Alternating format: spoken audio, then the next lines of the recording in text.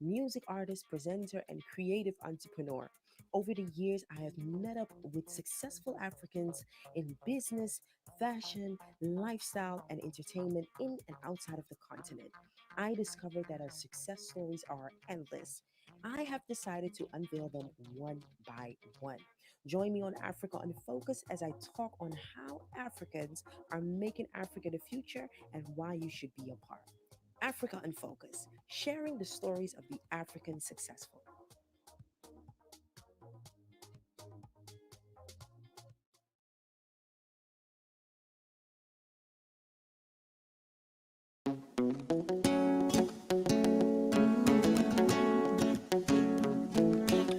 Oh, na, na, na, na, na, na. Mm. Oh, na, na, na, na, na, na, na, na. We ain't even got a track on it. I got many blessings, I can brag on it. I've been through the fire, I can talk on it. And I heard that in the streets that they got love for me. Oh, shit, oh, Baba. Now, Baba gotta make me turn my swag on. They badu me anytime when the song on. They see the light be shining when it's wrong on. Now you see, say we there run the city. I don't think that any one of you could step to titty. I just wanna sing the song, break it down, oh yeah, shake it to the ground, oh yeah, chop for me. I don't bear for a long, or I need okay. I don't bear for a long, oh yeah, cool mole. I don't bear for a long. If I start to talk, the thing way Papa call it, don't you ain't no going. My brother, you no going. If I start to count the blessing Papa God it give me when no going. My brother, you no going.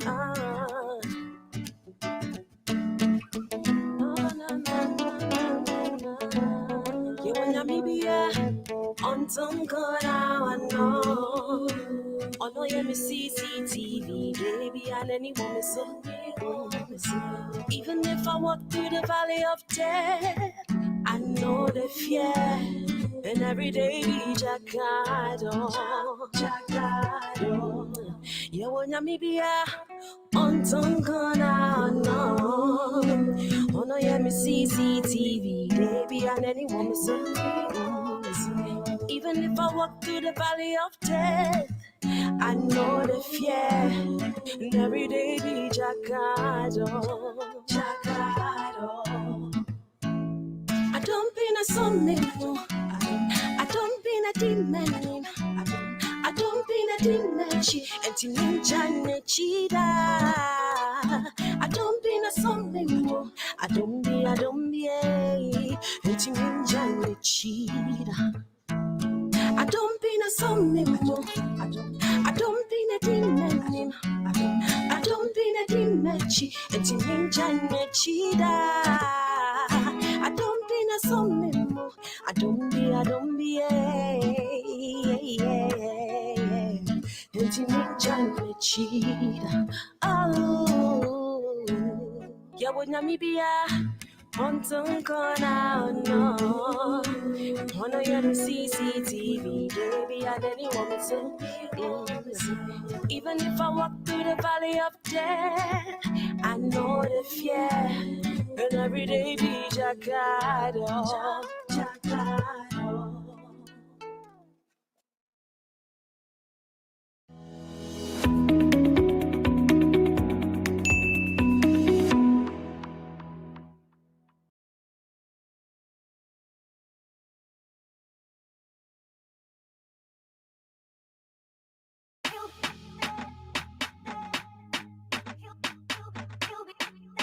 If you know, take me anywhere you want, I go follow you. Yeah, I go follow you. Oh, where was she lying? Anyway, where was she lying? Anyway, where let's come in, yeah, come in, Muele san Camilumbe, Camilumbe, awulelo kamilumbelesa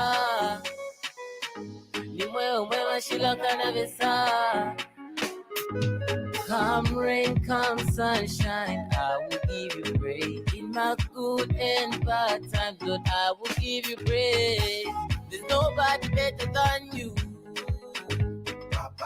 Nobody better than you.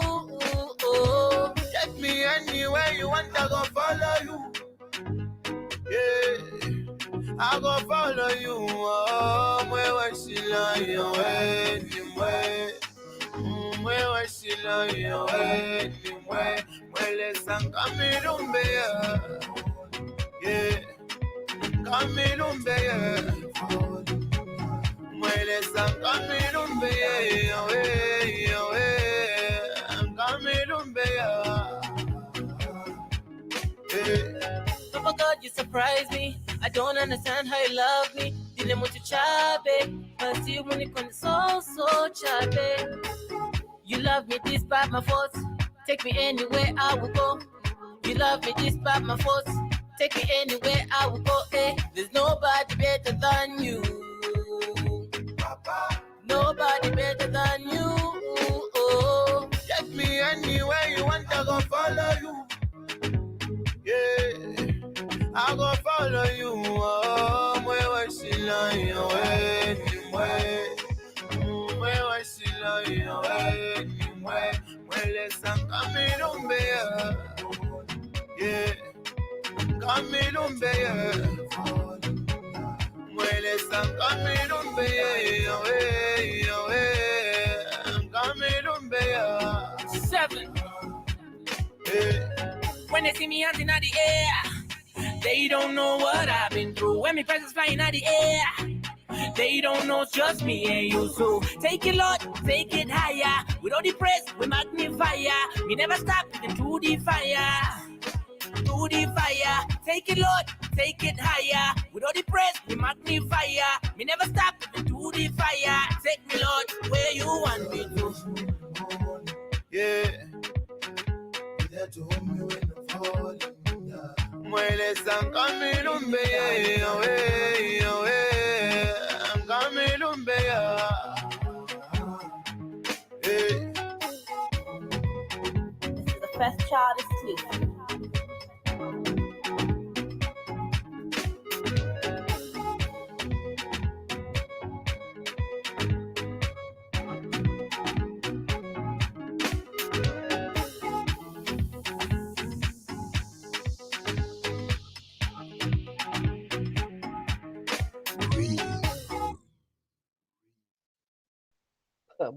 What was that? An abrupt ending for the music right here. Welcome everybody to Africa on Focus, and yes, we are back temporary in home setting, and the reason for that is because we're dealing with small tech difficulties at the studio. We want to ensure that all of our international guests have the opportunity to tune in with us, at ease. And we had a couple of hiccups saying, hello, can you hear me? Can you hear me? Well, it's really time for that to be done. So that's why I said, you know what, I'm just going to do it from home just for now so that we can make sure that our special guest who we will have on in a bit, we could be talking smoothly, sending information to from left to right and so forth. Anyway, welcome to Africa on Focus. My name is Miss.ABA. I'm your host. And of course, I appear every Sunday sharing our success stories alongside my host, Johnny. I will be getting him up in the room in a minute because I can see on the screen he's like checking his beard or something like that. So let me not put him on blast and just give him a minute before I get him in. Well, High Radio, the voice of the next generation, coming to you live from the city of Amsterdam. And every week, we make sure that we provide you with all kinds of entertainment, information, matters arising, anything black, anything African, of course. And myself, and alongside my colleagues, Gary presenting Y Zone. We have Sylvia Kendi presenting her show East African Sound on Saturdays every time.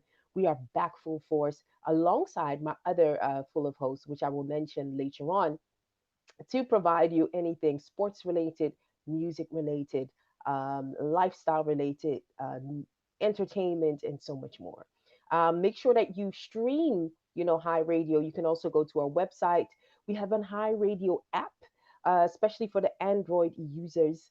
You can already find us. It's a very efficient, very easy going app that you can download so you can listen to us while you are on your way driving, going back and forth, or anywhere. And if you just tuned in on our social media platforms, Facebook and YouTube, make sure that you spread the word, spread it on your timeline, tell everybody and their parents that Africa on Focus is on. And I'm so, I have to make sure that as I sit here, I ensure that everything is set and my battery doesn't freeze down and all of that. But let me just get Donny on board and let's see how he's doing. Hello, Donny. How are you? Hi, good evening. How are you? I'm fine. Great, great. How have you been this week? Um, Busy with Okay. a lot, like chilling. Chilling. Oh, that's good. Yeah, That w sounds good. yeah, we've been blessed this week with very nice weather. Um, so yeah, I've been kind of cruising all In which week, to be honest. in which country is that? Oh my No, gosh. here it's been dry weather because compared to last week, where it was raining every day and night, remember? Okay, yeah. Yeah, okay. Last Right. week sounded dramatic. Yeah, I last week agree was with really that. bad. So, so yeah, I've been pretty much cruising this whole week. I had a motorcycle for a week, so You had a motorcycle, um, so you ride motors? oh yeah, I do. Oh, wow. So you have the license, you have like you're an official certified one, Yep, or is yep, it? yep, yep. Yeah, and I Okay, used to that's so own a cool. motorcycle back in the days. But yeah, so it Oh, was that's good so cool.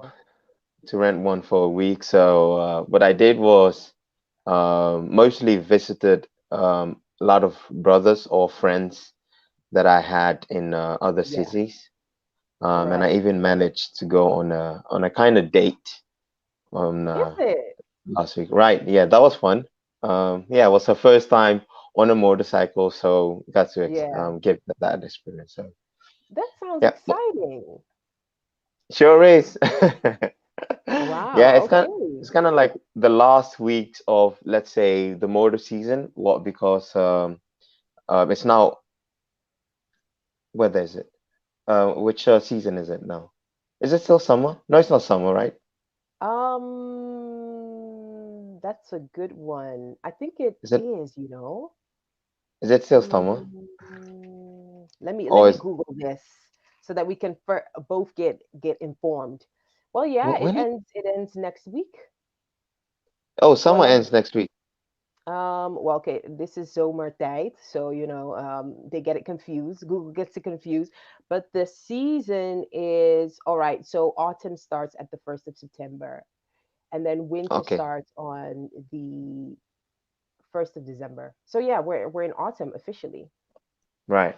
So for motorcycles, or yeah, motorcyclists, Yeah. the season runs till right when the, let's say, the temperature gets around 5 degrees at night. So because that's when the roads, or that's when you have like ice, or it becomes very slippery.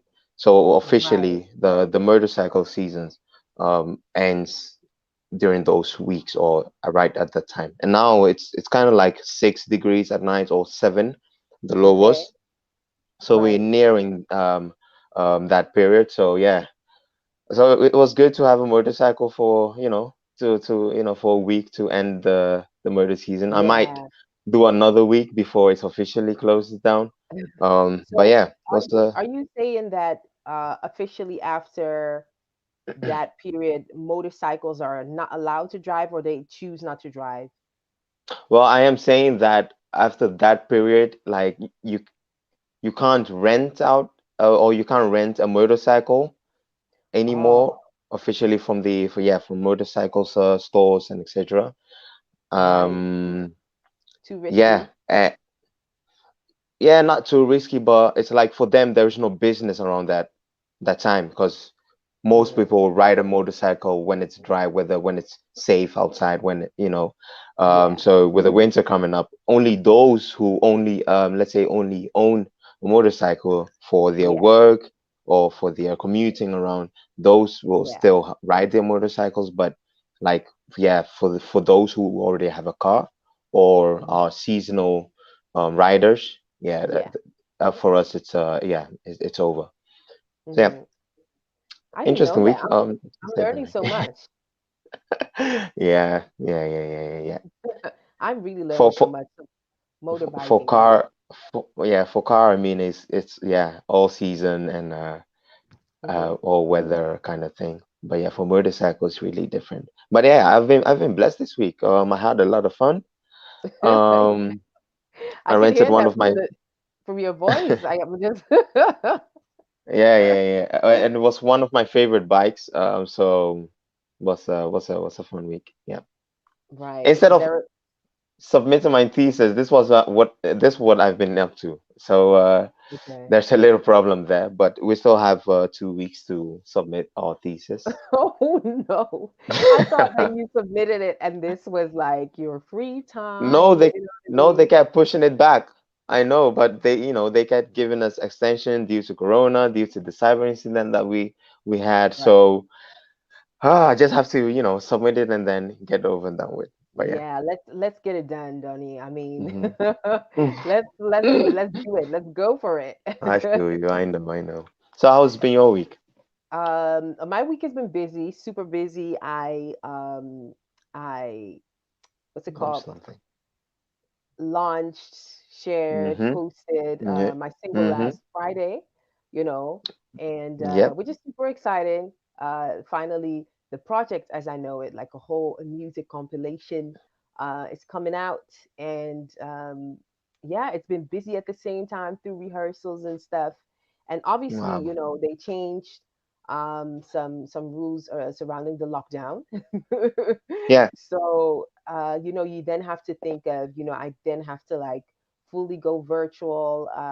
A concert we Oh. have planned, to promote the EP on the 12th of November in the evening, Mm-hmm. is now downsized from like 130 people Wow. to 30. So it's pretty much, Damn. if my friends and family show up, What? that's it. Mm-hmm. And now we then have to make sure that yeah, that the streaming we promote that well. Mm-hmm. um Very, very nice is that Ghana is going to be able to tune in, so we will announce a collaboration really soon where they will be able to tune into the live show, so it's really exciting. Okay. Okay. And preparing that, and the usual, our normal days, our work that we Yeah. do. So it makes it really, really busy, and it tests my ability to manage things well. Mm-hmm. Mm-hmm. Definitely, So definitely. so like this week, what has your day like? Give us an example of, okay, I wake up today and then this is what I have to go through because I'm focusing on this, I'm doing this because I can imagine you have so many things going Yeah, on, yeah. especially leading to this launching and with this, with the circumstances that we are in right now. That Yeah, yeah, I think I underestimate how much you have to do or how you have to right, keep up with and right. still maintain African focus. So can you like I give know, us right? get us through your day agenda or planning?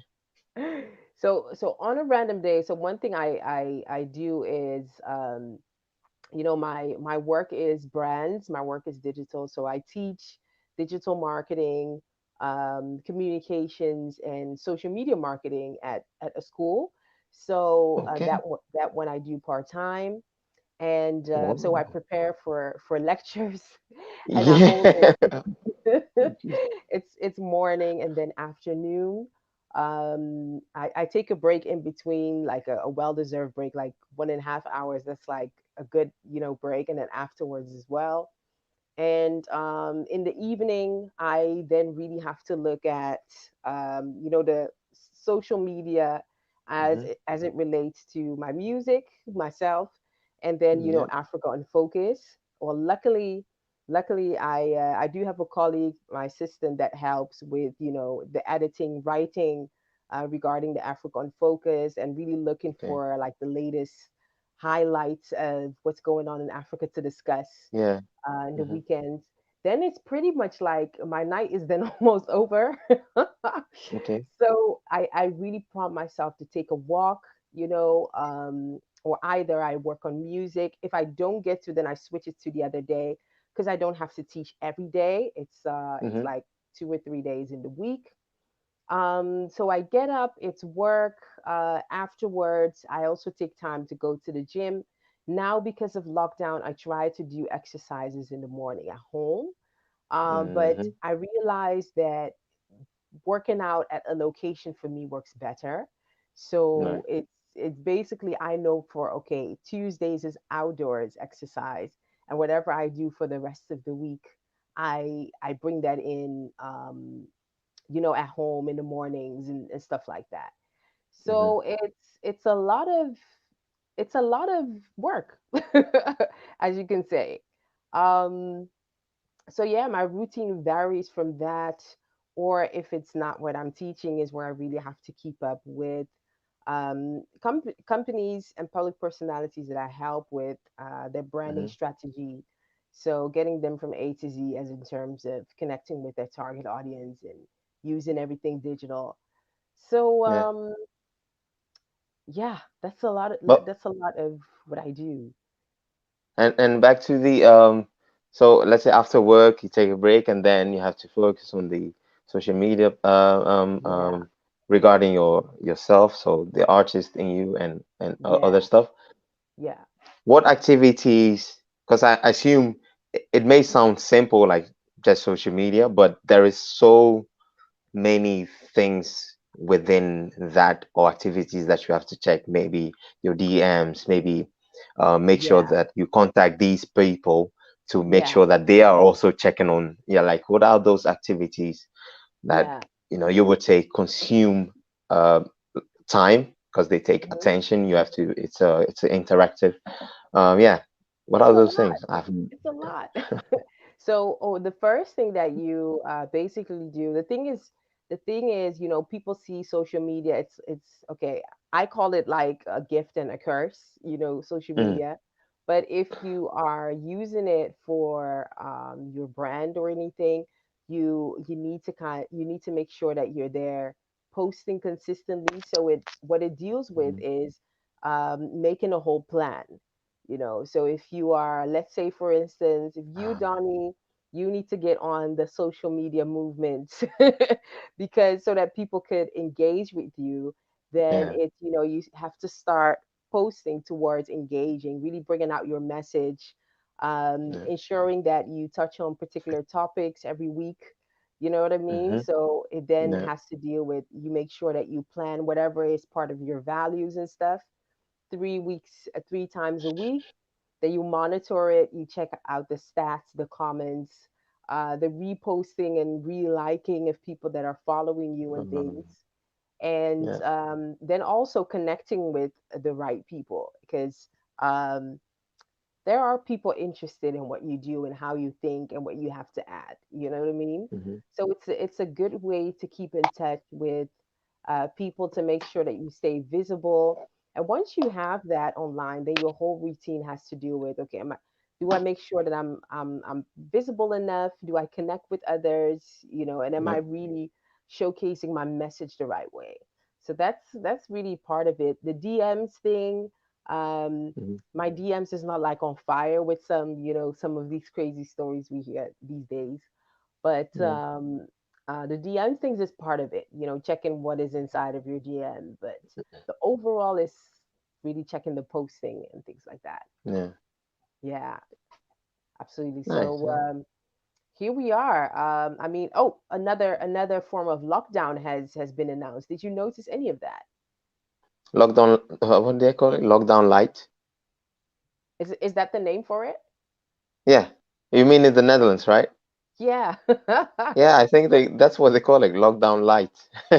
Oh, right. I didn't even realize Yeah, that. It was quite yeah. intense. I mean, people like can't buy any alcohol after, what was it, 8 or 10 or something like Eight, that. And I'm yeah, like, after 8. what is, I'm like, what is, But that simply means you're going to buy it in the afternoon. exactly. I, they, I know, right? I know. It's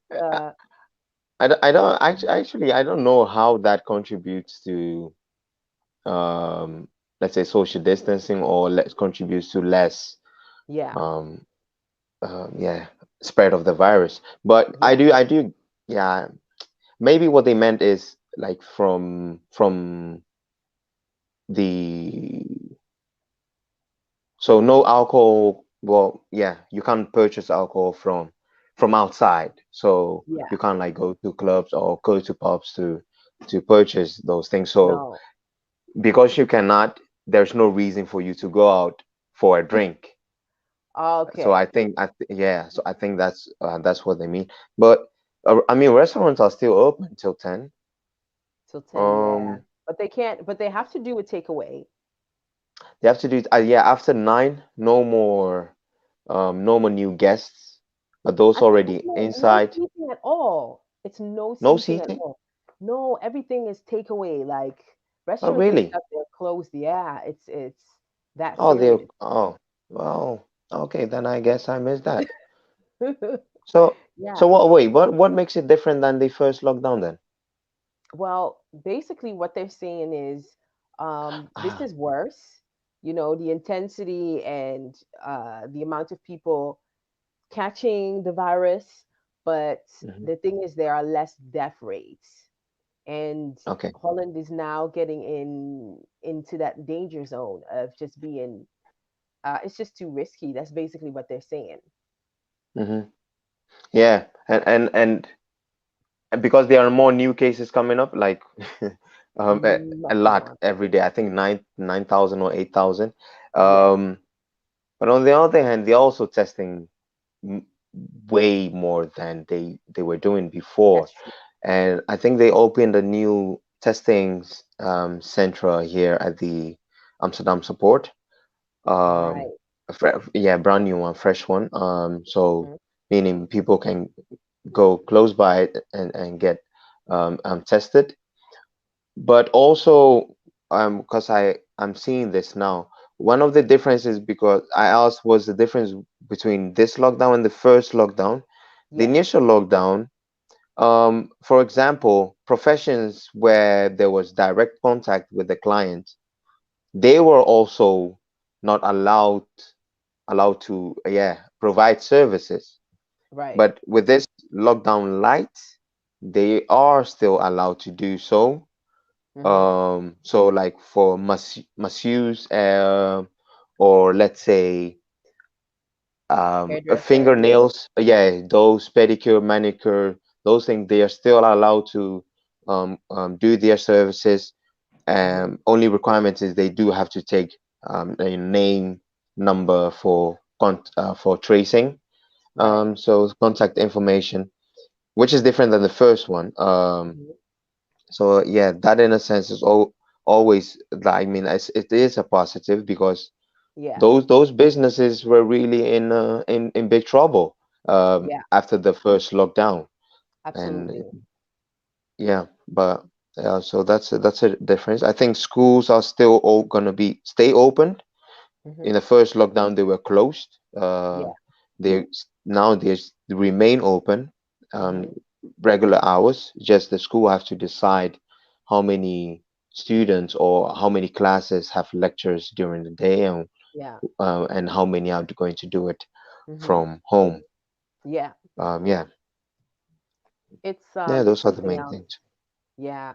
For me, for me, it's yeah, I don't know. It's not too much different because a lot of the work that I do is inside. It's just that I notice now at Well, the that's nice. supermarket, you now really have to get that, winkelwagen. Oh yeah, You have to get it now. People are a bit more serious, and I see people in the supermarket wearing masks. Mask, It right? wasn't I actually think they should make that compulsory. yeah, but they're not. Yeah, I don't understand that. Like what they should do is wherever any public space have you Hmm. have to wear mask. Like Yes, that should be the rule. it should be the norm. Unless you are, yeah, yeah, right, that should be the norm. Unless you are in your own home or in your own space, like your car, for instance. Right. But any other, or your job, for those who have to work at on location because their Hmm. job requires them, that's fine. Yeah, It's a confined area. You can take your mask off. But other than that, on public transport, on the streets, I think we should be able to wear masks. I think we should as well. I Or think we should, yeah, be yeah. required to wear some. Yeah. I recently watched, I think it was a report where they in a short film compared, our case with with that of Germany. Mm, I think in was it Finland, Germany, they're quite, labeled as the perfect example as to how they dealt with, oh yeah. the cases. And one of the Mhm. things that they said was that, Germans in general take the corona a bit more serious. So, that is why they've been able to kind of tame it the way they have been doing it, and that Mm, Dutch people are really just longing for their normal to come back, like, really. yeah. And I can definitely see that as to how that goes. I know that we are all to just wait and see how time is going to um how this will turn out. Hmm. One Speaking of COVID-19, one of an interesting thing I keep reading is that there seems to be a challenge with African countries promoting traditional cures for COVID-19 without research. Would you believe in a traditional cure, which most of the time is really earth strong, natural as possible? Would you take it for it being the cure for COVID-19? I really would like to know. Would you? Would would I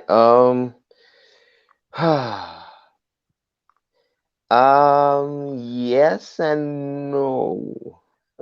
Well, it seems that I'll just give one example, which is very interesting.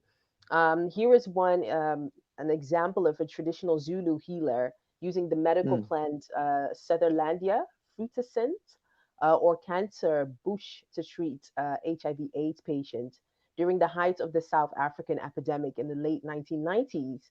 It would take a health authorities a full year before they could really test and prove that mhm, it's the ish. Let me just say that. And 20 years on, as we are now, Africa, regarded as a continent with some 5,000 recognized medical plans. This I didn't know. I really didn't know that. Is in a challenging situation with the coronavirus pandemic.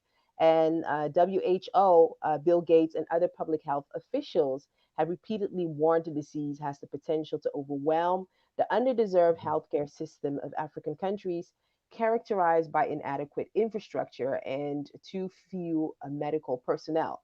Well, with over thousands of confirmed infections and deaths, according to WHO, African countries are the least hit in the global pandemic so far relative to 1.2 billion population of that we know.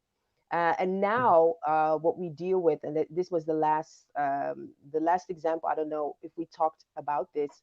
Was the highest profile example has been Madagascar with its herbal tonic, COVID Organics. That's the mhm, brand that name, one.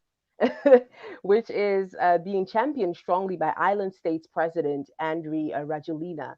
And the remedy, which contains the Artemisia annua, which is sweet wormwood plant, often used to treat malaria, is being ordered by Tanzania, Equatorial Guinea, Guinea-Bissau, and Congo Brazzaville. So it seems that this business is just starting to boom. Mhm.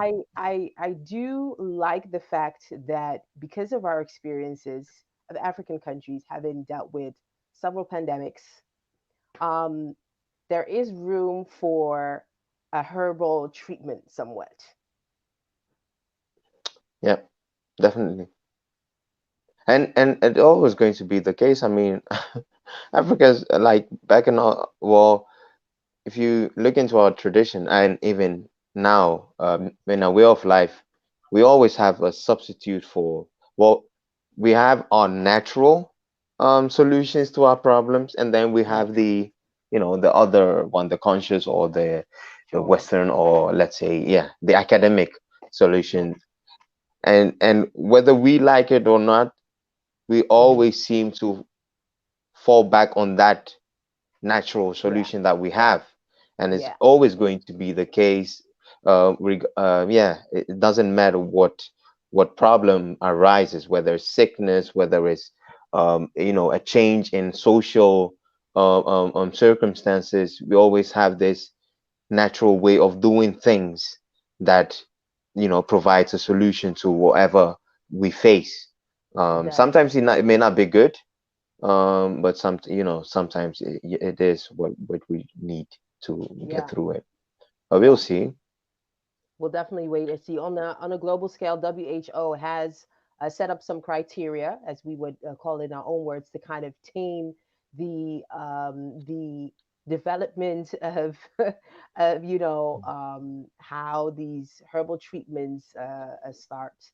And well, they're endorsing a protocol for COVID-19 herbal medicine clinical Mm. trials.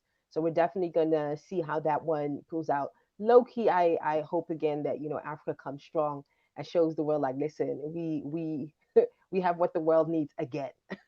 I do Again, hope so. well, wasn't it last week that you shared this article with me where they gave 5 reasons how it is that the African continent is is the least suffered from Yeah, suffering yeah, from this COVID. yeah, Um, and absolutely. one of the reasons I read, and I was like, huh, is this even true? Was that we follow instructions right away. Hmm. Or and I was thinking, do Africans really follow instructions that well? And I was comparing it to how we are following instructions in the Netherlands. Yeah. And it's, in a sense, it is the same, because even though there was a lockdown at home, back in Africa, they Yeah. were being followed, like, very much. Yeah. Only there were those scenarios where, like, the government will go out handing out, like, food supplies or Hmm. support packages to families, Yeah. not not taking into account that these trucks are going to um, uh, interest a lot of people, Hmm. and in doing that, those people are going to be the ones breaking these social distancing rules. So which Right. happened. But then in the same time, in the Netherlands, I remember during the lockdown is when, I think it was in Den Haag, there was this in one of the communities, Hmm. they went out on the streets demonstrating against the lockdown. Yeah. Also, right? So also breaking the social distancing rules. Yeah. And another reason mentioned for why Africa has been the least suffering from COVID was the fact that they took actions early, Right. and this is significant, or is crucial in the case presented to the Netherlands right now, Yeah. because they failed.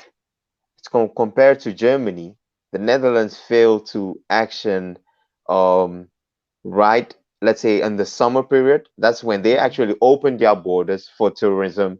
They allowed the Dutch to also, whether it was Barcelona, to fly to Malaga, I to remember go on that. holidays, right? So I now they're remember that. facing the consequences of those actions. Yeah. Meanwhile, Germany, they were strict during the summer period, and look at Absolutely. them now. So I think I felt it was a very interesting article. It gave Right. good support to why Africans are least suffering from Absolutely. this corona pandemic. Well, let's wait and see how more of that will turn out. For Yep. all of you who just tuned in, welcome to Africa on Focus on High Radio. And this is a home setting just for today. Hmm. We have one technical hiccup that is being solved right now at the studio. So we made this arrangement. We're broadcasting from home. But, still the show must go on. And I just want to give a shout out to so many of you who just tuned in. Welcome again. This is High Radio, the voice of the next generation, coming to you live from the city of Amsterdam. And what we bring into the world is a whole full of media, entertainment, music, topics surrounding culture, and so much more. I just want to give a shout out to Mensa Gary, who is my colleague from Y Zone. Good to have you on here. Thank you for your time and interacting with us. Also, shout out to William AD, who's saying it's happening here in the UK too. And you're probably talking about, the lockdown, the measures that are being taken. Yeah. How is life going for you? I would really like to know, how are you settling in? How is it going with work? For those of you tuned in, please let us know where you are tuning in from. And also, you can get to listen to High Radio through our streaming app. Of course, if you are listening on TuneIn and our streaming app, you don't have the opportunity to engage with us, but we appreciate you listening because we see you, on the background. And Yes. also for our Facebook listeners and on YouTube, shout out to you. Give us a shout out back and let us know from where you're tuning into. We really love to hear from you. Well, we have a very, very interesting guest with us here today. Can already see him. He's in the background, waiting Mhm. to tune in. And as I promise every week, we take the opportunity to connect with global Africans. Global Africans, that means Africans all around the globe that are doing very interesting things, making impact in their unique ways. And we get to talk to them about how they are on their journey, their why, as to how they built success. And there is one that I have known for the last, I think, couple of few years through relatives. And he himself says, you know what, I should actually know Dutch because I have so many relatives in the Netherlands. Oh yeah. And I said, you know what, that might not be a bad idea because I think that some way business or music will get you in, will get you in touch with Dutch people. But I really Mhm. had to get him on. He's an established record producer, qualified composer, songwriter, musician, and international businessman with a Mhm. creative flair. And the reason why I really wanted to get him on is because he knows what is needed. He knows what it takes to start that journey, creative business, between two continents, Europe and Africa, and all of that in between. So, how he does it and how he gets to build his success in his way, we have him here on. His name is Myx Quest. Of course, the full name will be Myx Boade Alawiye, if I say that right, Michael Kofi Quest. Who is a prime example of a new wave entrepreneur. He's coming to us live from Ghana. Let's get him on and see how he's doing today. Mhm. Hi, Hello, am Mike I in? West. How are you? We're here? We're good?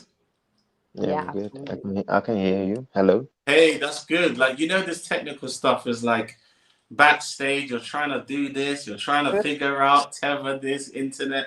It's crazy. But yeah, how Yeah, you lot doing?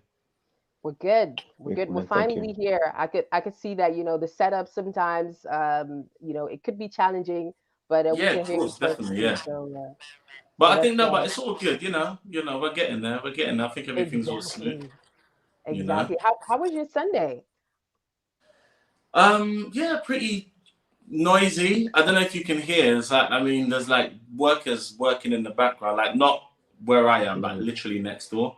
And I'm Right. just like, guys, it's Sunday evening. Do you see what I mean? And you've got construction going on. But Hmm. at the same time, this is what it's about, isn't it? Africa's booming. People are doing Yeah. their projects. People are working 7 days a week. So Yeah. it's been quite Yeah. noisy. But apart from that, it's all good. Can't really complain. Yeah, I do miss that sometimes. You hear the loud church noise, you hear the If it's not church, if it's it's a builders bar. or just random music on the street, Right. Yeah, Yeah, yeah, you yeah, know. yeah, yeah. But absolutely. I can. it's all part of the vibe. To be fair, it's a lot more vibrant than London or somewhere like that. It's just going to be Yeah, you're on a quiet road and you can hear a pin drop. So yeah, it's a lot better this way. yeah. I can totally relate that, and the good weather, food, family. I Yeah, can yeah, yeah. definitely see how. I miss home, man. Where are you now? Where's Mr. So Mix? right now I'm in Accra, Spintex. Okay. Right. Yeah. So like near like 18 Junction. There's some apartments here that I've got that we're still finishing off a few more. But yeah. Right. So anyone that wants any Airbnb, give us a shout, you know. Good. Good commercial break that is. Yeah, real quick. Had to get that in Just early, I just real slide that early. in there like that. You know? Look. Yeah. Yeah, I'll definitely after the show I'll get some more details on that. See how we can promote it Yeah, for the yeah, yeah. Cool, no diaspora problems. here, Yeah. and Yeah. and get that on. So where are you in this place in your life? I know lockdown has made 2020 quite interesting, quote unquote Yeah, interesting for yeah. many. How has the lockdown been treating you? I mean, it's all about adaptation. It's been about like literally taking each day as it comes, like having a plan B, like Yeah, trying to like forecast stuff, but then having like backup plans and triple backup plans and stuff. It's been, it's been challenging. It's definitely yeah, been challenging, but it's not been too bad. Like I can't even like say like I know people have been through terrible stuff. Do you see what I mean? Yeah. And still are going through terrible stuff. For me, it's been more about like maneuvering and just trying to like adapt and ride the wave. yeah, And I say it's not been bad, but then again, I guess like when you're in this kind of entrepreneurial space, you're so used to ups and downs that maybe yeah, like things that are terrible, you kind of like you're so immune to it that it's like you just yeah, always get used to like riding it out. So, maybe that's why I feel like it hasn't been too bad, but it certainly had an effect on business. Like some of the businesses have been hit negatively, some of them have been hit positively, actually. yeah, So we can talk about that a bit more. But yeah, it's, yeah. it's, it's been all about adaptation, really. Yeah, I could definitely identify with that, especially that bit you said about, as an entrepreneur, you're already used to a very inconsistent, way Exactly. of doing your work. And this period being inconsistent for more people is just like, okay, welcome to not our world, but that type Mhm. of Yeah, definitely. it really sounds familiar. Yeah. Yeah, yeah. It's one thing. So I can see that you were just back to the motherland after lockdown just came down. I can Yeah, see. I know. Like, so usually I'm here quite a few times a year. So last Right, time I was here before now was like January. So I right. think I plan to go maybe March, April, something like that, as usual, like every like 2, 3 months. And then yeah, lockdown happened. So borders weren't open till when? September, was it? September Yeah, 1st or something like that?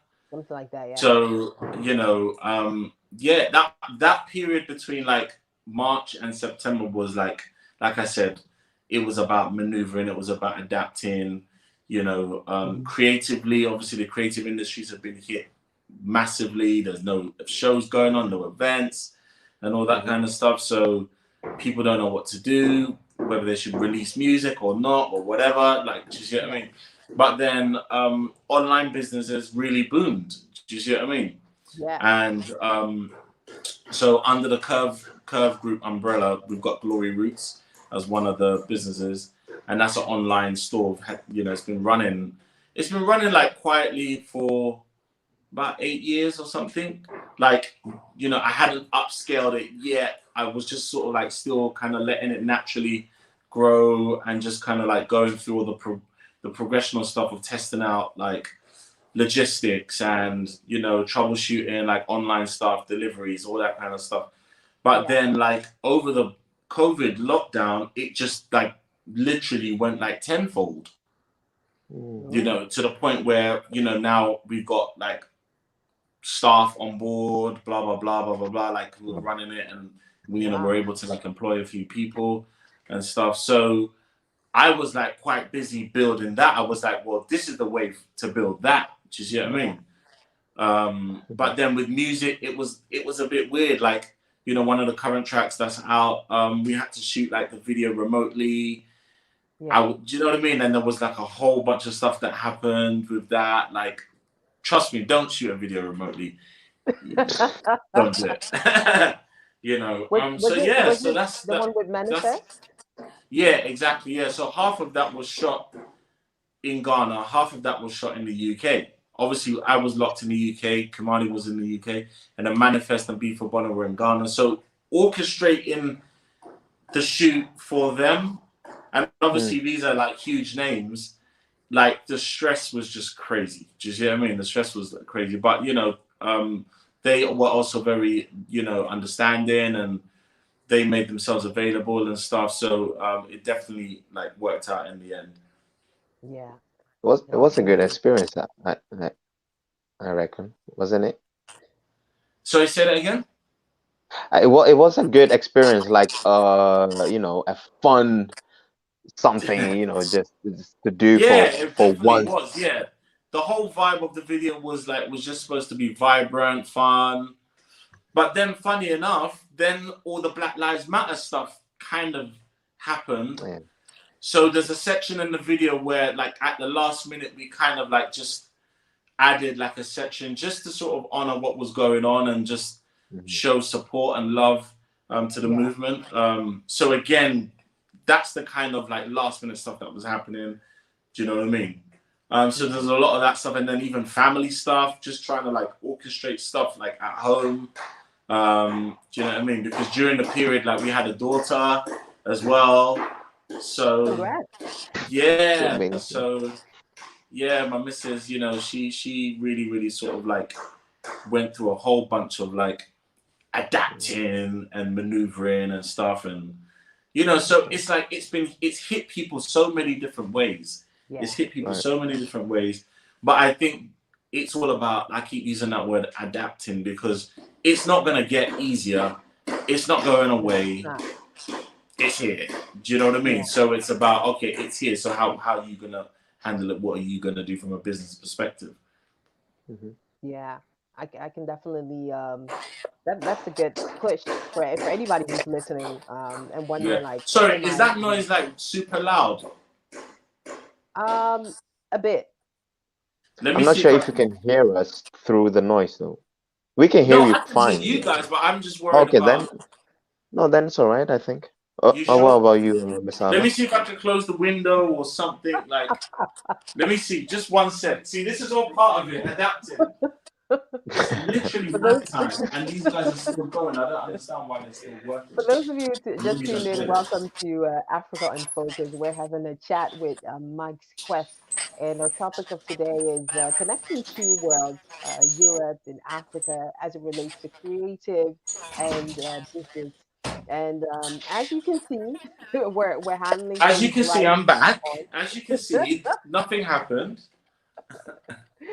Hopefully that's better. Yeah, it improved. Thanks for that. Yeah. Cool. You're probably one of the few creatives that we've had on that really has a sense of business, you know, as well, and is really strong in that. Most of the time is individuals lean way more on the other than, you know, the opposite. So could you share with us your why as to, you know, why you do what you do, and how that connects creative and business? So to be honest, it's been a tug of war for like a while. It's been a tug of war for a while because, like, I mean, growing up, I was always creative. I was always into music, but then at the same time, you know, I'd always been into business. I'd always been exposed to business. Like, it started off, I guess, probably with my mum. You know, she's quite entrepreneurial. She had like shops in like Makola and stuff like that, and she used to go to like Ivory Coast to go and like buy stuff. But then she was also into property as well. So like it's only later on that I realized I was like, oh, maybe that's where I got some of this from. I don't know. And a lot of my other uncles and aunties as well, very similar. I don't know if it's a Quo thing. Shout out to the Quo I gang. think it is. I think it's a Quo gang thing, you know. So there was always that undertone of like business and stuff like that. Do you see what I mean? And then it's like I went through phases. So there'll be a phase where it was like heavily focused on music, but then at the same time, like the business side was always there. Like so, even within the music, there was like the music business side. Do you see what I mean? So like whether it's management or setting up a label or getting record deals for people or Yeah. publishing and that kind of stuff, which is very heavily about business. Yeah.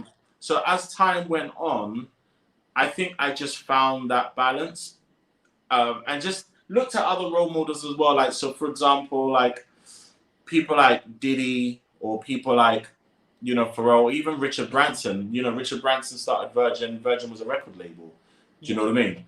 Yeah. Then you had Virgin Airlines. Then you had Virgin whatever. Do you see what I mean? So I think looking at exactly. So then looking at the patterns of such entrepreneurs, I think it just made it comfortable to be like, no, it's okay to be creative and have a business angle. Another like example that I felt was initially really strange, but then in the end I was like, yo, do your thing, was like Arnold Schwarzenegger. Like, how do you go from being the blow man or the killer on like multiple films that are still shown on like his, you couldn't, the character was so specific. It's like you see Arnold Schwarzenegger and you're just like, Charlie, this is an action movie guy. And that's it. So he goes from that to being like, is it like the mayor of, is it California or something like that? Like, something like that, yeah. And I'm like, wow, like that transition there is crazy. Do you see what I mean?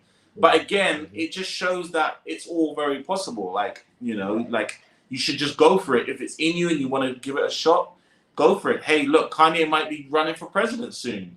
Let's see. Do you see what I mean?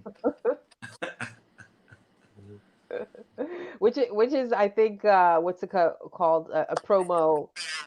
There's this word for it.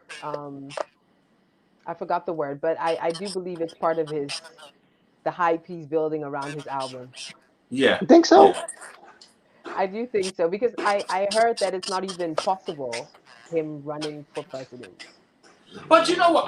Honestly, I do think he honestly believes that there's a part of him that could be president.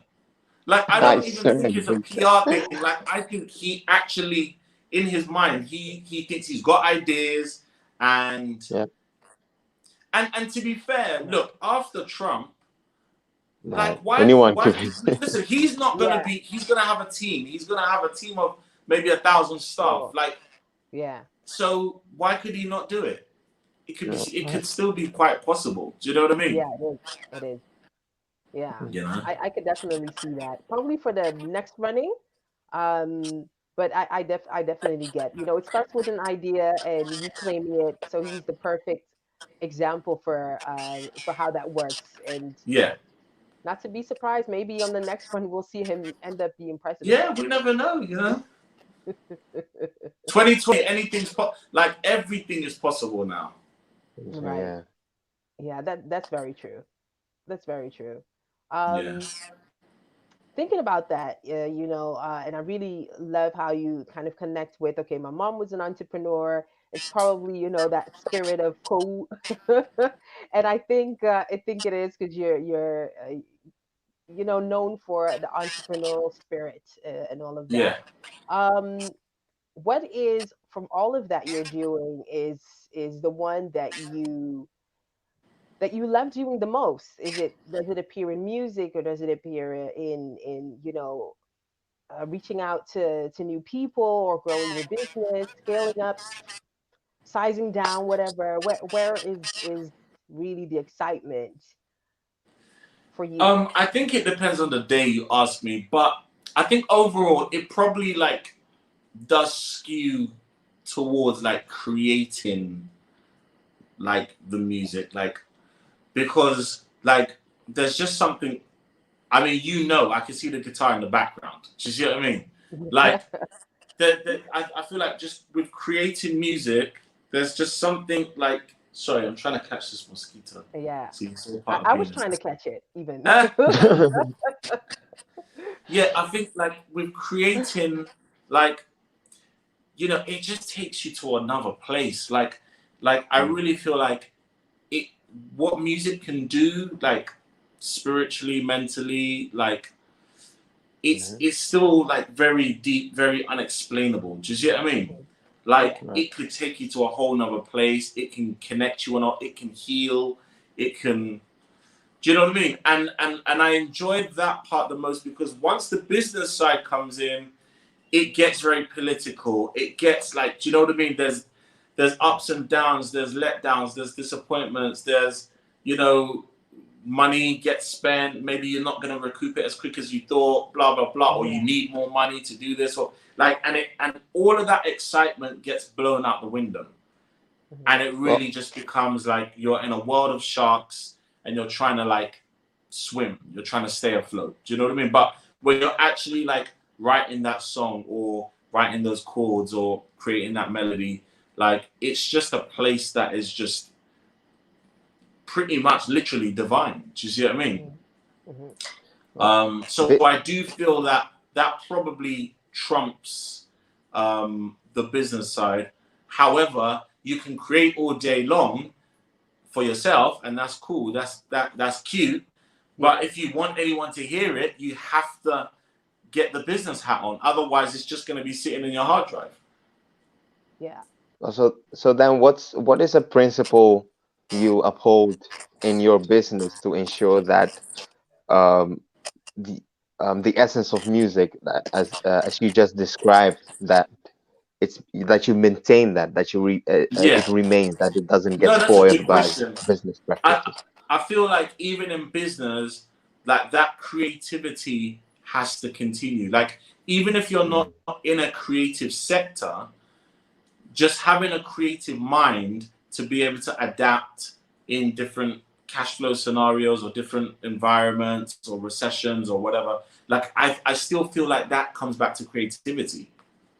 Do you see what I mean? Because look, there are people who you can give them unlimited funding and they still can't turn around a business, not because they haven't got the facts and figures, in front of them. They've got the facts, they've got the figures, they've got like all the spreadsheets and the business plans and everything, but because they lack creativity, there's just that extra sprinkle of something that they can't execute. That's my personal opinion anyway. Do you see what I mean?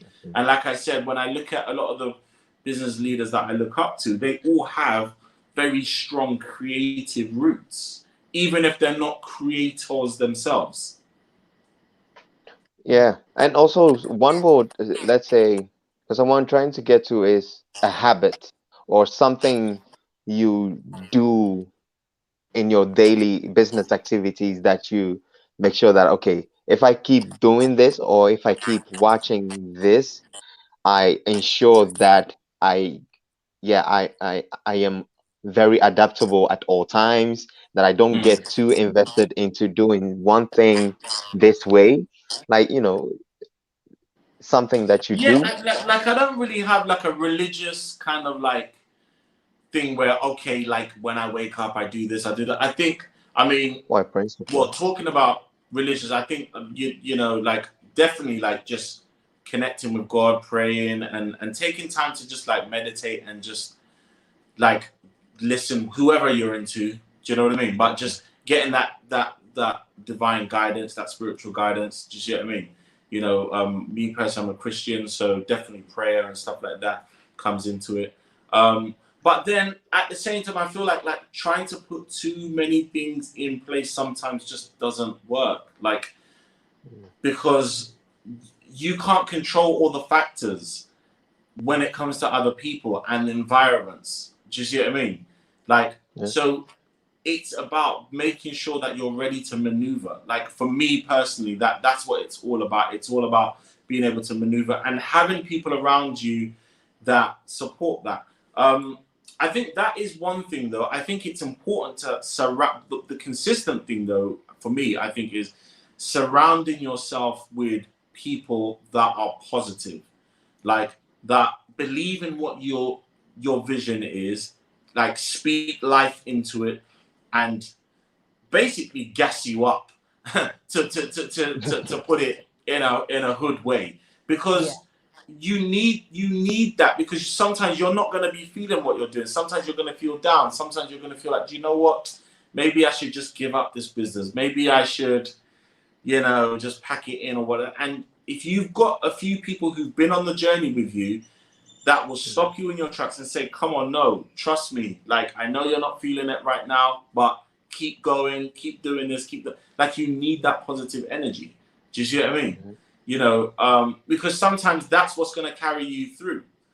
And I feel like if you are doing business and you don't have anybody that is fully 100% for you, that's more valuable than any investment that you can get. Like, I really believe that you need a real dedicated, it could just be 2 or 3 people, but like they're really for you. Do you see what I mean? They really get the vision. You can say, hey, look, I want to make elephants fly, and they will buy into it and make you really believe that you can do it. Do you see what I'm saying? Yeah. Mm-hmm. I feel that that's really important, because there's no idea that is a silly idea. Do you see what I mean? I really believe that everything is possible in this world that we're in now, and all it takes is just encouragement and belief, and that will attract funding, that will attract investment, that will attract delegation. So if you are not even qualified to execute that idea, you just employ someone who is. Do you see what I mean? Right. So, hearing you, growing up, entrepreneur, when did the story of Ghana come about? Because I see you're active in Ghana, Nigeria. When did that start, and how did that business or your business journey on the continent start? Yeah. So Ghana started off. We used to come to Ghana like when we was young and stuff, growing up, and then like when I was about 10. We came to Ghana and started school in Ghana. So stayed in Ghana for about like 6 years or something like that. And obviously so went to like secondary school, do you know what I mean? Went to like junior secondary, senior secondary, all of that stuff. And the network that I built in that period, is been like to this day like a huge benefit. It really did like make a big difference. So for example, like the junior secondary I went to was like Alcid Academy, and I mean, just to name drop a couple of people from Alcid, like so good friend of mine, for example, like Rosie, I don't know if she's watching, Rosie Finn, she's like a renowned like entrepreneur and business woman leader in Ghana. She's done so much. I think last time she was like head of Tigo or head of whatever. I think now she's like CEO at Busy Internet or something. And literally, this is someone who was in my class. Do you see what I mean? But then you've got, for example, like Jessica, who's on City FM. She was in our class as well. Do you know what I mean? Very entrepreneurial, very creative. Do you know what I mean? Always had big ideas. So there was a few people and then you've got so many other people. I mean, I could go through the names. Then I went to Infanta Pim as well. Shout out to my MOBA guys. Again, I mean, countless guys in crazy positions, whether it's on the business side or, public sector or government sector or whatever, or even creative. So because I stayed in touch with a lot of these people, because I kept coming back and forth. When I finally I think it was like 2010, 2011, when I came back and sort of like decided I wanted to sort of like get into property and stuff like that. Initially, like my mum kind of like showed me the ropes and, do you know what I mean, introduced me to whether it was like the team of masons or carpenters or whatever. And then, you know, I kind of like, you know, took it from there. I was able to use my network locally as well to continue that. And that really, really made a huge difference as well. And then since then, I've literally just been coming like a few times a year and just been establishing myself over here as much as possible. So even more recently, done quite a lot with like the British High Commission, and shout out to my good friend Jasmine. She's like the head of Diaspora out here. Now, for example, even she's from London. She's half Ghanaian, and you know, she's an example of someone who I remember like back in the day, like I said, around 2010, those times, like she always used to have this saying, which was like, Ghana is the only motive. And she literally was so focused on establishing herself in Ghana. Do you see what I mean? And, you know, she went through all kinds of crazy jobs, hustling, like trying to find her feet, like, do you know what I mean? And fast forward 5-10 years, you know, she ends up being one of the most like, you know, influential people when it comes to diaspora stuff. Do you see what I mean? So that consistency has always been really important as well. So it's not just about I woke up and said, yeah, Ghana, let me make it happen. I had to consistently come in and make my presence known, and I'm still doing that till today. Yeah, that's a good, and it also shows that that's a good way to start. You know, if you want to, you don't just in there are some exceptions where people just you know, take that leap and are like, okay, let me just take a one-way ticket to Ghana.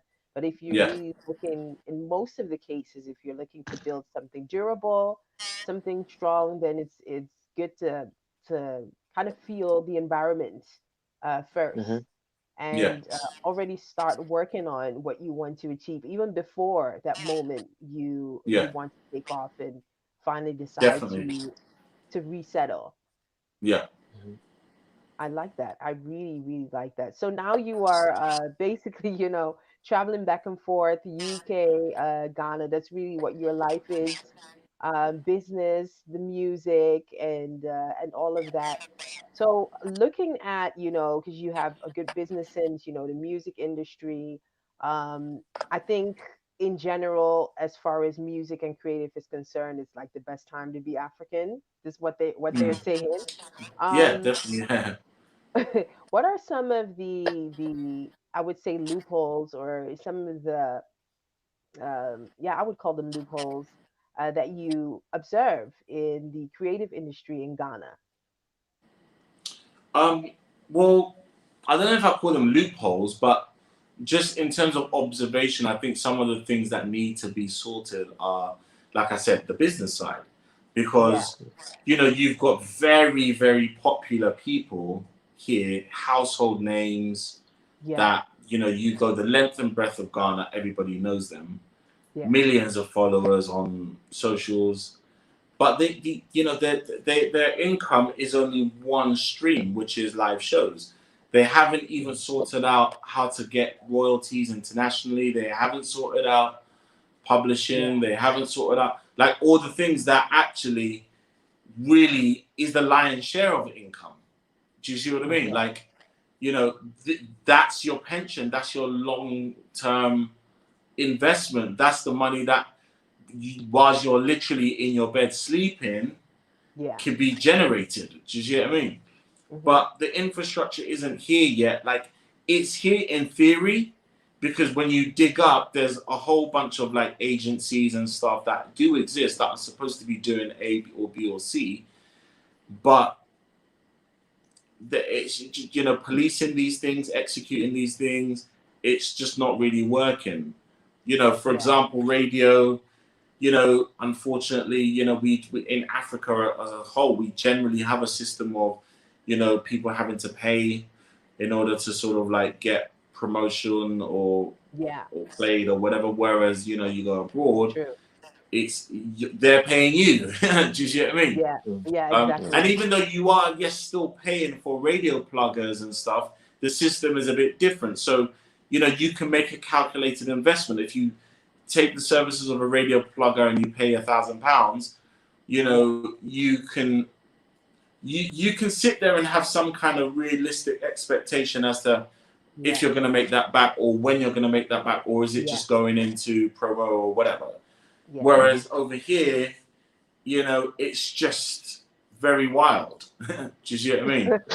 So the business side of it is what really needs to kind of be taken care of. Yeah. And you hear so many stories all the time. Oh, this manager and this artist have broken up, or this has happened and that's happened. And half of the time, it's because the contract that they even had in the first place was probably a conflicting contract. It probably covered 3 or 4 different roles.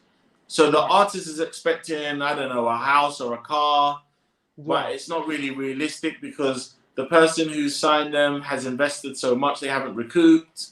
Yeah. You know, and it just gets very blurry. Do you see what I mean? Yeah. I can definitely can see that, because I can imagine probably the music industry in UK. You know, you learn the business once you have a song, you submit it to this agency. The agency is going to make sure you get every coin, you know, at every place where it's played. Whereas, because I think it's even, just to name an example, Yeah. um, there is a big artist here who is he's Ghanaian, obviously, but he sampled, I think, a bit from the melody of one of Kodunchi's song, Okay. and Daddy Lumba as well. And here it's you know, he's getting the streaming for it. It's being played. I Yeah. think he's Holland's #1 or the best streaming artist on Wow. Spotify, something like that. And then you question, okay, so is Kodunchi getting Yeah. his part for that? You know what I And the mean? thing is, you know, with that, listen, someone can come 10 years later and retrospectively still make a claim. Like, do you know what I mean? Like, you hear these stories all the time. Like, look at what Pharrell and those guys went through with, I've forgotten the old Robin school, Thicke. like, exactly, Robin Thicke. Yeah. And it's like, this is the kind of stuff that happens when you don't get clearance and you don't sort things out properly, you know? Yeah. So I'm always a big advocate on music business, like understanding terminology, understanding contracts. You know, I actually want to start some kind of like movement that kind of just gives like online basic education about this kind of stuff. Do you see what I mean? Yeah. Yeah.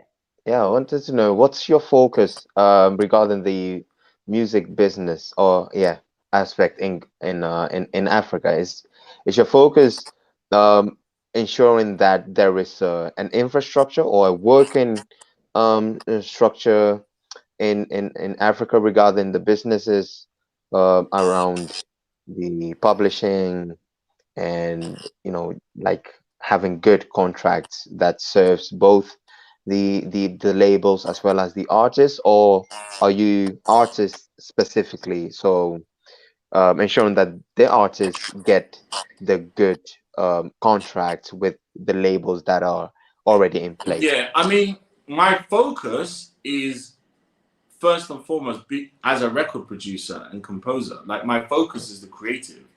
Do you know what I All mean? right. Yeah. My focus is working with African artists as well as UK artists, American artists, whoever, Netherlands, and just like, you know, just getting creative and just exploring sounds and, you know, fusing different genres, and that kind of stuff. That's what my focus is. However, I do have a passion for music business, and that covers everything that you said. So from a contractual perspective, or you know, so we now have a label, so Curve Music, which we've had to set up to execute all of the stuff that I do. So eventually, you know, we will be, I guess, signing other artists to join the family and that kind of stuff. And anywhere where I can be an advocate or a champion for music business, I will be. But I don't know if I can make that my 100% priority. Because one thing I've learned over the years is you can't do everything. Do you see what I mean? And I always used to want to do everything. Like I'd come up with ideas, like I've got ideas for days, but then executing them, there's only so much time in the day. There's only so much one person can do. So, I've had to streamline and decide on what the main priority is. And the main priority is being creative. Do you know what I mean? Yeah. So for those who've even followed my music journey, there was a gap. So I used to produce like years ago and stuff like that. Then I ended up managing an artist that I used to produce, but because she didn't have a manager, I ended up being a manager. Her name's Hadara. And, we got various record deals across the globe, chart success, blah, blah, blah. But then it took all my time being the manager, or a lot of the time. Do you see what I mean? And even though it was very successful, it still is, it took away from me being a producer, certainly from an outside looking in. So if anyone met me, they'd be like, oh yeah, that's H's manager, or that's Hadara's manager. Do you know what I mean? And that's how quickly then you get carved out. So, for example, if someone's looking for a producer, you're not coming to their mind because they're seeing you as the manager. Do you see what I mean? Right. So with music, I think it's important for me to make it clear what the focus is, which is production. So when I came back, that's why I started doing music as my own brand. So Myx Quest featuring, whether it's Kelvin Boy, Myx Quest featuring Manifest or whoever. That was the focus, and that's now sort of gotten me back to where I was in terms of, oh yeah, he's a producer, he's a musician, he's a composer. But then at the same time, now it's very normal for artists to have the wealth of knowledge of music business. People are multitasking a lot more now. People are wearing different hats. So it's a lot more of a normal thing now. Do you see what I mean? Mm-hmm. Yeah, definitely see what you mean. For those of you who just tuned in, welcome to Africa on Focus. We're talking to Myx Quest. We're almost rounding up our talk with him because we've taken almost hit an hour of his time. But the It's conversation all is so good. It's a Sunday evening. Yeah. the conversation is so there's so much to take from, and if you are listening via Facebook, shout out to Kwame Anansi, by the way, a colleague here at High Radio. Share it on your timeline, and if you have a question to ask, make sure that you drop it on our YouTube and Facebook timeline. And if you are listening on the go through the High Radio app or tune in or any of our other streaming platforms, make sure that you spread the word. Tell your mom to tune in next week and so forth. And of course, our episodes also come on our podcast. So in case you missed it now or you want to re-listen and you're on the go, of course you can also listen to our conversation on the podcast platforms, the Spotify, iTunes, Aftown, and so much more. One thing that I would really like to know from you, Mike Quest, because we're talking so much music, and Yeah. you're doing a lot of things. You're into property development. Yeah. You have a store, the online store. Was it cosmetics products? If I So understand it so the correctly. online store gloryroots.com, it's just like an Afro-Caribbean market. Like so focusing mainly on like remedies, like natural remedies and like natural organic side of stuff. Do you see what I mean? So Right. like herbal stuff and that kind of stuff. Yeah. So stuff that like is very difficult to get hold of if you're not in Ghana or not in the Caribbean or not in Ivory Coast, Nigeria, Right. whatever. We'll probably have it on the website, and we ship worldwide. And it's mad because like most of our customers are like in weird places, like from like Mexico, Bermuda, Australia. Like Listen. there's people all around the world that need African Caribbean products. So but like I said, it took like 8 years or more to get the logistics smooth, and it's still Yes. not 100% smooth, but Yeah. we're pretty much there now. Yeah. I can see that the chocho cream, like the real Mercy Yeah. soap and so forth. Yeah, Yeah. Mm-hmm. yeah, Definitely. yeah. Definitely see that. I love that. And then you have the music side of things. If I'm I'm related to your story so much, I look at a lot of things I do. Brand and communications consulting, the Yeah. digital marketing aspect. I lecture as well. I'm a Wow. presenter and I'm a musician. Yeah. And I really look He does at it all. business as a whole, and I really find that music is the least something that you can count on, as in term of I'm glad that I'm not pushing my whole life and expecting my whole income to come out of that. Mm. Is Mm. do you can you connect with that? What do you think of hearing that? Is that does that make Yeah, I sense? mean, I hear that, and I always say to people, like, for me, that's on a case by case basis. Like, you Right, have to you have to look at your music, you have to look at the market, the size of the market, the genre of music that you're into, right, and make a calculated decision as to, is it realistic to buy a house and have, hundreds of thousands of euros saved up for your kids or your whoever, yeah, your future, or whatever, like, from this genre or from this stream or not, or whatever. For me personally, like, music is definitely like the number one focus. And so, just to touch on composition, for example, so I think it was about 4 years now, I went back to uni and studied like orchestration, so working with orchestras and composing and stuff like that. And yeah, that was a part of like me making that investment. So from like what you're coming from in terms of, okay, fine, let's look at R&B, because like my first love is probably like R&B, hip hop, sure, and that's the kind of genre that I kind of started with. So yeah, I'd always been doing that. R&B is not massive in the UK. Do you see what I mean? Especially for UK artists, there's definitely like a lot of great artists there that a are lot, coming up, and yeah, movements that are coming up, and it's fantastic to see that. And I've worked with a lot of them, been a part of that. But then traditionally, the revenue that UK artists have made from R&B has been nowhere near American artists. Do you see what I mean? right, So so mhm, you take that, then you take um, the fact that I'm a producer artist. So even in terms of shows, yes, I'm a musician as well, so I can do a show and play keys or whatever, or have a band, but I still need an artist to perform vocals. Do you right, see what I mean? So again, like, it's not as easy as someone who could just grab a guitar or grab a microphone and go and be doing shows every weekend and be making revenue. Do you see what I mean? yeah, Um, so again, I had to look at that in terms of revenue, and the biggest potential of revenue for a producer is your performing royalties. So if your stuff's being played on the radio, or if, even better, if it's on a film, if you land on a film, you get a Mm. song on a film or whatever, yeah, like, then you're talking about very serious money. Um, but then I'd always been into like classical music as well. So like, I mean, gospel, R&B, hip hop, and all that kind of stuff. But then I've always been into classical as well. And when you look at classical composers, when you look at, for example, um, I mean, look, you name any composer. Do you see what I mean? hmm, Hans yeah, Zimmer, whoever.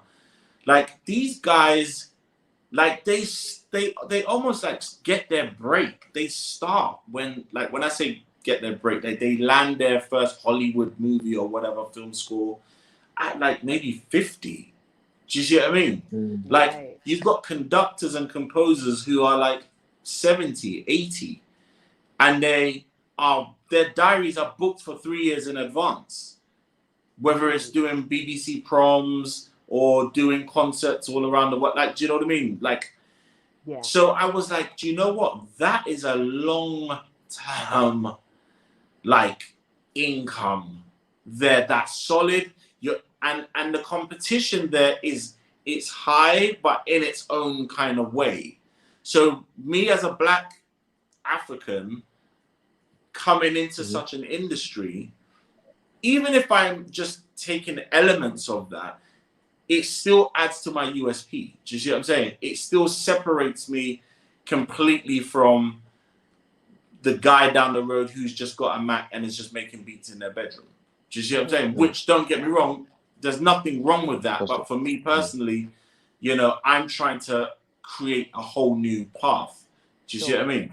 So I went back to uni, done a full-time degree in orchestration and composition. And yeah, and so now, even with my production, I incorporate a lot of that kind of stuff that I've learned into it, with a view to, when I perform with an orchestra, or not just a regular band, but, you know, for orchestra, or even conduct, or even do some film scoring, or like just really give myself that longevity. Do you see what I mean? So that's why I was like, just to answer your question again, it's a case-by-case basis. Like, you have to judge from your perspective. You know, there are genres that are like very niche genres, you know, that people are, it's like, if you know kind of genre. And, you know, they might sell 1,000 tickets for a show, but they're never going to do, you know, 50,000. Do you see what I mean? Because there just aren't 50,000 people that are into that. Do you see what I mean? Or even know about it. So for that type of person to not have a backup for income wouldn't really be sensible. Do you see what I mean? Right. You know, so yeah, everyone has to kind of assess. Like, Afrobeats right now is, like you said, it's a great time to be African, right? It's riding on a crazy wave, and for me, it's funny because I was working with a lot of these Afrobeats artists before, like Sark, like Fia, and people like that, like years ago. But what I was doing at that time was I was more putting my sound with them, so it wasn't really Afrobeats. It was more like kind of R&B, fusion, hip hop kind of stuff, and they were bringing their flavor to that. Whereas now the difference is I'm sort of like also incorporating like Afrobeats into some of the stuff that I do and fusing it, and it's really working out. Do you see what I mean? So yeah, music is like it's an ongoing thing that you have to be constantly making calculations for. Yeah, absolutely. Think of, and also the business aspect of it. You know, who are you making the music for? What does he or she look like? You know, what kind of job position does that person have? What does he or she spend?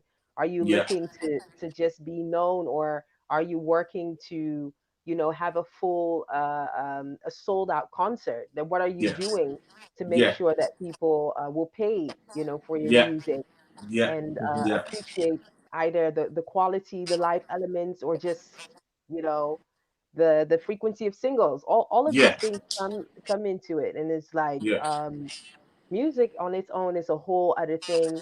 I do sometimes, you know, learning about music here in the Netherlands. Shout out to Henka Maduro, who is she organizes the largest industry hip hop and R&B industry festival in Oh Rotterdam. wow! Okay. It's called the New School Rules, and she taught, you know, she brings artists, she takes them through workshops, you know, learning the business side, the accountancy part, in all of that. And you just realize that if you're that artist that doesn't understand how things work, you will have people using you, you know, to Definitely. get things done, and you'll just be stressed, and you'll just be desperate, or putting all of your hopes in, you know, just like you said, signing a contract with a label, and you expect a whole house and things out of it, whereby you're not aware of, you know, the investment that is being done, The and investment. that you're not going to get a house, a car right away, you know. So I can definitely see how important that is, in really understanding which market or people that you are making the music for. Yeah. Absolutely. You still there? Yes, I think there was a small hiccup. Before Yeah. we round up, of course, you know, you know business, you know, the creative part and everything. What are the three major things that you have learned about business and life over the last period, Over over the your last what journey, period? over your whole Over journey the so far? journey. Yeah. I think relationships, Hmm. like, for me, like, I've realized that is like so key. Like, you have to learn how to build relationships, and how, you know, like, there's a whole science to building relationships. Do you see what I mean? You know, which type of person are you dealing with? Like, you know, if the person has a massive ego, how are you gonna like build that relationship, but build a genuine relationship as well? Because that's the thing. Because sometimes people can't build relationships because they're so focused on building the relationship that it's not genuine. And it's not like they're being bad. They're trying to network, but then they can't get in because they haven't really studied the person and found a way to genuinely build a relationship, even though there's a motive. And it's finding that balance, right? Yeah. So I think building relationships is a key thing.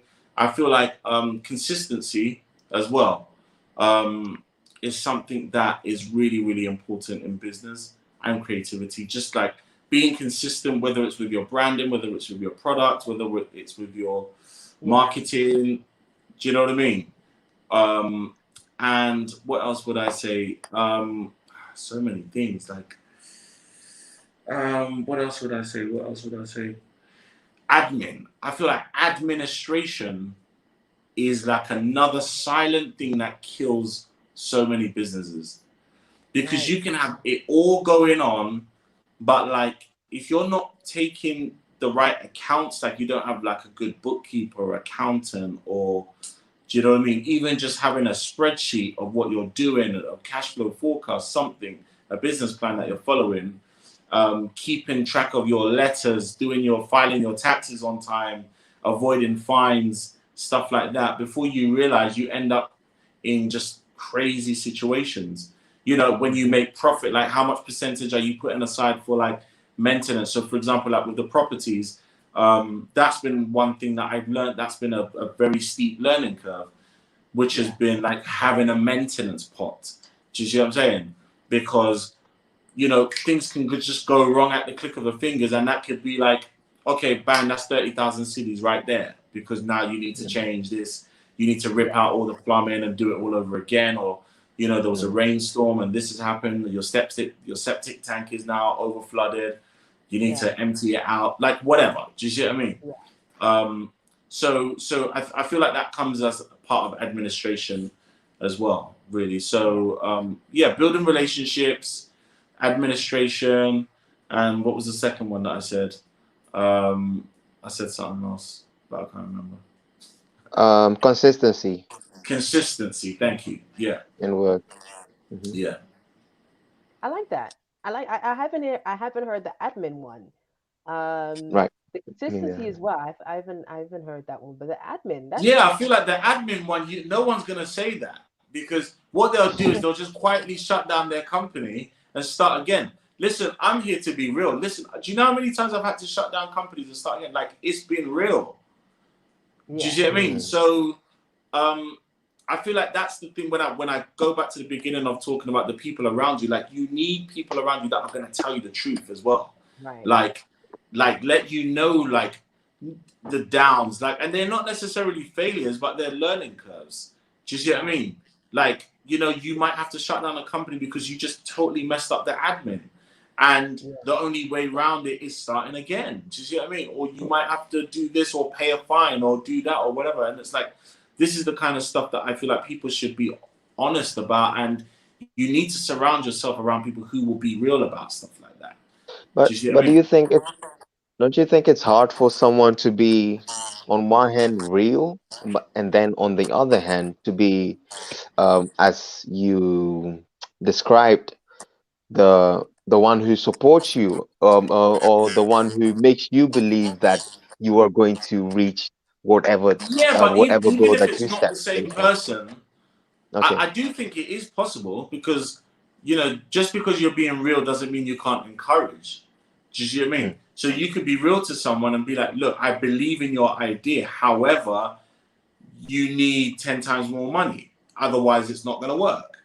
And this is why it's not going to work, because by the time you get to month 5, you're going to run out of cash. This is going to happen. That's going to happen, blah, blah, blah. So rethink about it. But the idea is still brilliant. Like, do you see what I mean? So there's still a way to be both people in one. But then there's also ways of connecting with other people who have been through the journey and can say, hey, look, I done that, it didn't work, so you shouldn't do that, you should do this. But that determines how much networking that you're doing, and it's based on how much networking you're doing. Do you see what I mean? Right. And in your case, would you say, looking at your team or those around you, um, was it more the same people who were encouraging you? Were they the same people who were advising you, or in your case, did you have those who you looked up to or who you searched for advice, and as well as you had those giving you that spirit of keep going on and keep doing what you're doing Yeah. because we believe I in feel you like a lot of the things I've learned via practice. Like I've learned on your them in own. practice. Yeah. Do you see what I mean? And then as time has gone on, I've then identified people who, because I've learned about certain things through practice, I can have those discussions, and then they open up and elaborate. Do you see what I mean? So, for example, if you're talking about like, hey, look, I missed this deadline and blah, blah, blah, and da, da, da, da, then if you're talking to someone who's been through that, they will be more open to kind of having that discussion with you because they're like, oh, okay, so yeah, you know about that then. Yeah, because when we have, you know, and then they tell you other stuff that, but you have to have been through some stuff yourself to even start the conversation, because otherwise you're not even in the conversation. How do you enter the conversation when you've got nothing to really talk about? And even if you haven't been through it yourself, at least have knowledge about it. So you might have read up about someone else's business bio and they've opened up about what they went through, so you can use that as a reference or whatever. Like, but you've got to find a way to initiate that conversation. Otherwise, people might not really feel like you're experienced enough to bother open up that much to you. Do you see what I mean? Yeah. Definitely get that. Yeah. So before we're actually going to round up showing that video of yours, the one that you did remotely. Oh wow! Okay. I didn't Cool. even notice that it was. I do remember seeing that video and I was like, how did he do that during lockdown? And then I was like, well, okay, they probably recorded that before, Yeah, it's most mad. people. Like a lot of people felt that they thought it was in Ghana. I guess because it was in the woods as In the woods, well. yeah. And with the kente and stuff, it's all Yeah. about perception, But to be Yeah. fair, that wasn't deliberate. Like, we weren't trying to make people think it was in Ghana at all. Right. But people just assumed it was. So, hey, Yeah. it just made it a topic of discussion. I love it. I considered it was a collaboration that I was like, okay, is it smart to try to rearrange a video on a distance? I was like, nah, I think I'm gonna have a headache. Just be calling Listen, people and we then have just spoke about experiences. We just spoke about going through it. Do not do it.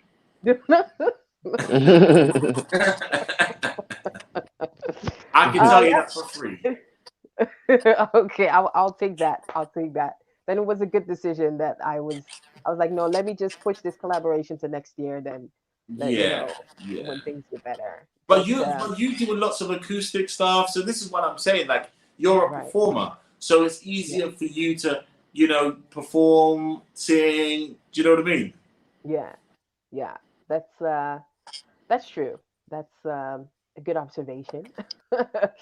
Before we round up, Myx Quest, so where can people find you online? How could they connect? Where can they trace you? Listen to your music? Could you share? Yeah. So obviously on all socials, it's just Myx Quest. So MYXQEST. So Instagram, Facebook, Twitter, all the other stuff. Music wise.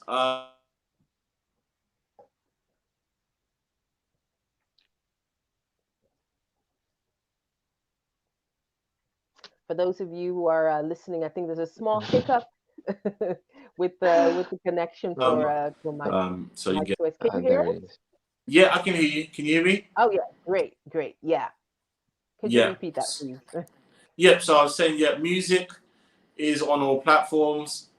Myx Quest, MYXQEST. So whether you're into R&B, Afrobeats, or fusion stuff, hip hop, R&B. There's stuff like even gospel stuff as well. And then if you just want to read more about me, like business-wise or whatever, like you can just head to myxquest.com. Sure. And you can contact me by any of those mediums. Right. And your properties at Spintex is up for, was it Airbnb, you said? Yeah. So we've got like furnished apartments. So you can send me a DM and then I can send you like pictures and details. Right. So there's like 2-bedroom apartments, 1-bedroom apartments. A 3-bed coming up by Christmas. Amazing. So yeah. Look at that. All right. What we're gonna do, I'm gonna show with the technical ability I have with this software here from home. Yeah. This is gonna be real interesting. Would you want to announce your video, the one with of course the one that you recorded remotely, because people need to see how good of what this is. So here we have my current single, No Apologies, which is myself, Myx Quest, with Manifest, Kimani, and Bifobona. Check out the video that should play soon. Thanks for that. Should. All right. Oh wow, this is dope. Yeah. Okay, it's like that.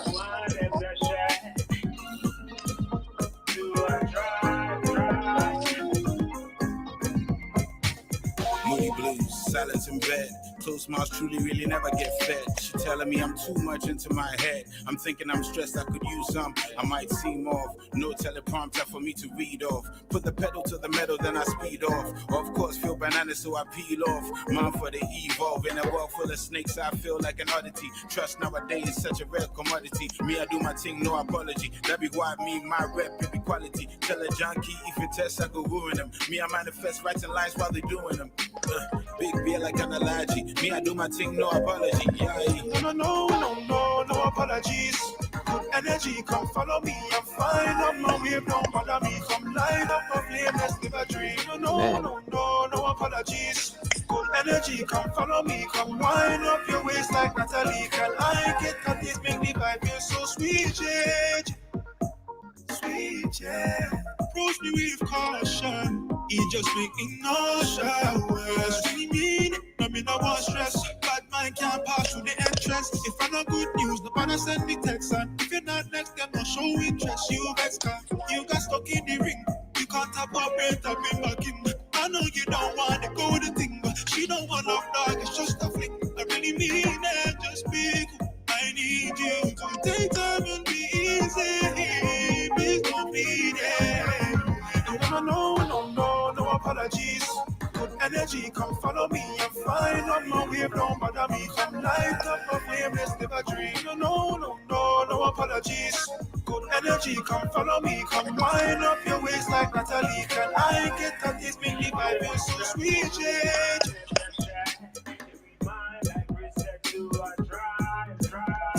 In a world full of snakes, I feel like an oddity. Big beer like an allergy. Me, I do my thing, no apology. We stand in fire, enjoying the ashes of our existence. We surge in spirit to reawaken our intelligence. The word of God has captured our conscience. Now to experience, we've been ready since to give back love with no apologies. Cause it's the same blood that runs through all our bodies. We are all the same, just different names. We are one image, different frames. Time to quit the games. Yesterday was misery, tomorrow is mystery. But today, we will fight for one thing, victory. We stand for peace with no apologies. We stand for love with no apologies. No apologies.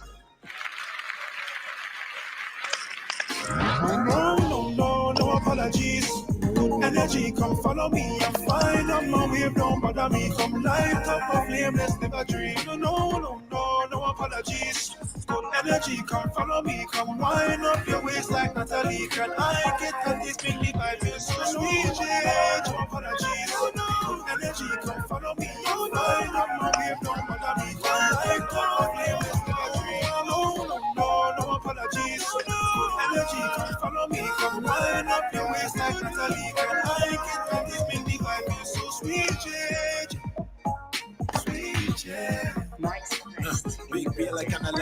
Me, I do my thing, no apology. Look at that. I love that. Yo, And that that, was dope. It yeah, worked and that Mhm. out.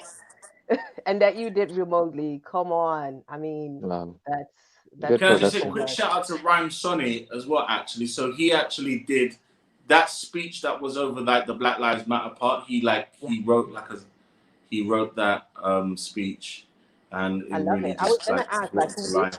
who is the Yeah, poet? yeah, that was Rhyme Sonny. Yeah, yeah, I yeah. love Nice. that so much. Well, thanks again, Myx Quest, for taking the time to interact with us. Time just flew by. Oh my gosh. I know, right?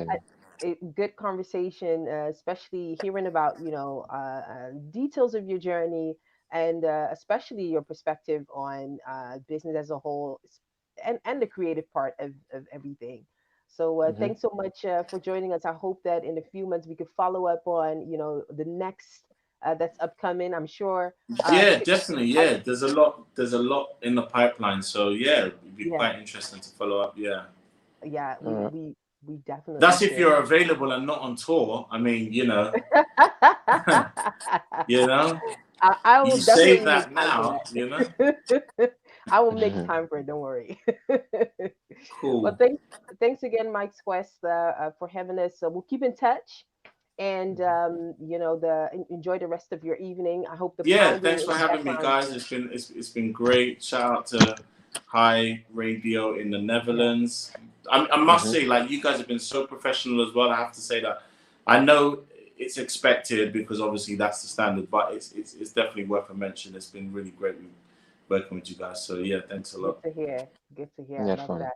Well, have a good Thank you. evening. I hope the pounding on the street or whatever was going on Yeah, I has think stopped he good. stopped now. Yeah, I'm just like, and then tomorrow my workers are gonna come 6 in the morning to do the same thing. So Charlie, Right. you know? Well, all of the All right. have a blessed week, and Yeah, we'll Yeah. you keep in too. touch. And, and stay Okay, bye safe. bye. Okay, Bye. cool. All right, Bye. bye. Bye. All right, Donny, here we are again. On I had to so a many new more week. questions though, by the way. You did? Okay. Ah, Well, yeah, because well, he's in the label, yeah, but he wants, yeah, he's more a producer than a label kind of guy. Because I had this question. Um, this week I watched an interview, Leo Cohen, who was, okay. he's one of the big names in the American hip hop music industry. He's like, What Cohen? those names at, yeah, Leo Cohen, Right, Leo Cohen. right. But one of the, and this is, he's now, I think, in 2018 he went to YouTube to become their president of the musical department, something something. Yeah, And um, one of the things they were asking him was, "Hey, what is the function of a music label yeah, now in in this age where an artist can go on SoundCloud, just go straight to streaming sure. platforms and have their music go out that way. So Yeah, what's the function of a label? Why actually run to a label yeah, if your music can be consumed by YouTube or yeah, other platforms? So that yeah, that's a question I wanted to ask yeah. him, but Yeah, we maybe should next we should time. definitely have that we should definitely have him coming back and talk a bit more on that, how that Yeah, works, and also for the African market, because I think that yeah, um the the American market is like a perfect example of how the infrastructure is held by major companies. It's like you don't reach to such and such group until you are part of, whereas yeah. in African markets, if you are able to build a movement and build a following, it's almost the same. The reach that you have is almost the same as, you know As what I mean? yeah. Yes, yes, yes. So we Yeah, should, very interesting. yeah. So we should definitely, in a few months have him back on. So we reserve that question. Hmm. um, Next week we will have an interesting a guest that we will have on the show. She just alongside her two other female female entrepreneurs. They started a production company, and they focus on creating content that relates Hmm. to blacks living here in the Netherlands. They're really centralized around the Afro Dutch experience. She has one show called Adam, which really focuses on topics that relate to black people. So we're gonna have her Right. on I know that next. show. Yeah. Oh, you I do. think I've All right. watched it. I Right. think I've watched a couple of episodes or a couple of talks. Yeah. All right. Nice. So we're going to have her on to talk a bit more on that. And of course, we will be discussing more about what's going on in the world. I think Yes. that's really a good one. There are some interesting articles I read. Oh, you should hear about it. But anyway, Mhm. Johnny, are you on Instagram or Facebook yet?